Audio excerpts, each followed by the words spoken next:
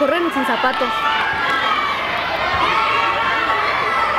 ¿Cuál es el fin de correr sin los zapatos? ¿O es una técnica? ¿O qué? No es una técnica, desgraciadamente estamos atrasados todavía, siglos, décadas estamos atrasados. Ya ningún niño debería correr sin zapatos. Es ignorancia total. No se corre más rápido, al contrario. Es ignorancia tanto de los profesores como de los padres que a lo mejor no tienen, vamos al extremo, que no tengan recursos para comprar un par de zapatos, pero lo dudo.